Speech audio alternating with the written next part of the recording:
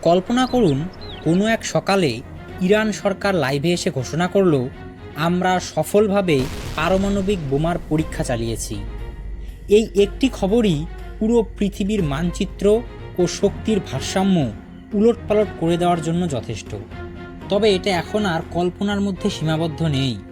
আপনি জানলে অবাক হবেন, ইরানের কাছে এই মুহূর্তে 440 কেজির বেশি 60% এনরিচড ইউরেনিয়াম আছে, যেটা মাত্র কয়েক সপ্তাহের মধ্যেই 90% অর্থাৎ বোমার লেভেলে নিয়ে যাওয়া সম্ভব। অর্থাৎ ইরান এখন পরমাণু বোমা বানানোর দ্বার প্রান্তে দাঁড়িয়ে। এবার প্রশ্ন হলো, এত কঠোর পশ্চিমা নিষেধাজ্ঞার মধ্যে থেকেও ইরান যদি সত্যিই পারমাণবিক বোমা বানিয়ে ফেলে, তবে কি তৃতীয় বিশ্বযুদ্ধ অবধারিত? আমেরিকা ও ইসরায়েলই বা তখন কি করবে? কেমন হবে মধ্যপ্রাচ্যের ভবিষ্যৎ?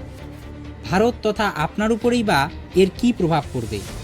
এরকমই অনেক প্রশ্নের উত্তর খোঁজার চেষ্টা করব আজকের ভিডিওতে। আর ভিডিওটির শেষে এমন একটি টুইস্ট আছে যেটা শুনলে আপনার চক্ষু চড়ক গাছ হতে বাধ্য। তাই ভিডিওটি স্কিপ না করে শেষ পর্যন্ত দেখতে থাকুন। প্রথমে আসি ইসরায়েল ও আমেরিকার ভূমিকায়। আমেরিকার জন্য এটি হবে এক বিশাল কূটনৈতিক পরাজয়। পারস্য উপসাগর এবং হরমুজ প্রণালীর ওপর ইরানের নিয়ন্ত্রণ কয়েক গুণ বেড়ে যাবে, কারণ তাদের হাতে পরমাণু অস্ত্র থাকবে। তাই আমেরিকা বা ন্যাটো দেশগুলো চাইলেই সরাসরি আক্রমণ করতে পারবে না, ঠিক যেমনটা উত্তর কোরিয়ার ক্ষেত্রে হয়।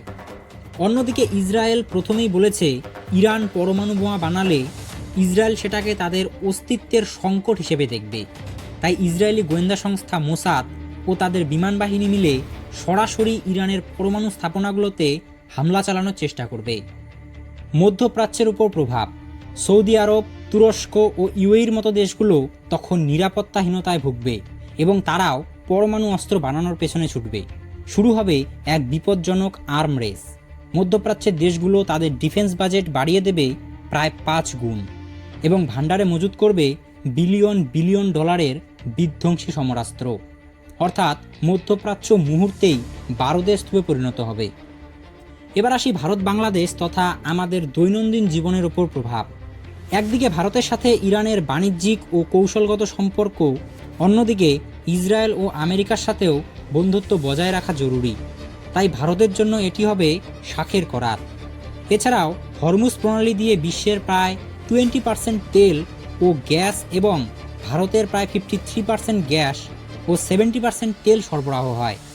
হরমুজ বন্ধ হলে পেট্রোলের দাম 150 থেকে 200 টাকা হতে পারে এবং আপনার গাড়ি, রান্নার গ্যাস ও সারের দামেও এর ভয়াবহ প্রভাব পড়বে। মানে ইরানের বোমা শুধু মধ্যপ্রাচ্যে নয়, আপনার পকেটেও আঘাত আনবে। এবার আসি আসল টুইস্ট। ইতিহাস বলে, পারমাণবিক অস্ত্র কোনো দেশ শুধু যুদ্ধের জন্য নয়, বরং নিজের অস্তিত্ব রক্ষার ঢাল হিসেবে ব্যবহার করে আসছে, যেমন ইসরায়েল, নর্থ কোরিয়া ইত্যাদি। বিশেষজ্ঞদের মতে, ইরান যদি পরমাণু শক্তিধর হয়, তবে মধ্যপ্রাচ্যে যুদ্ধের সম্ভাবনা যেমন বাড়বে, তেমনি আমেরিকা ও ইসরায়েলের দাদাগিরিও কিছুটা কমবে।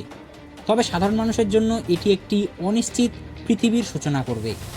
আপনার কি মনে হয়, ইরানের হাতে পরমাণু বোমা থাকা কি বিশ্বের নিরাপত্তার জন্য হুমকি, নাকি এটি শক্তির ভারসাম্য বজায় রাখবে? কমেন্টে আপনার মতামত অবশ্যই জানাবেন। ভিডিওটি ভালো লাগলে লাইক দিন এবং আমাদের চ্যানেলে নতুন হলে সাবস্ক্রাইব করতে ভুলবেন না।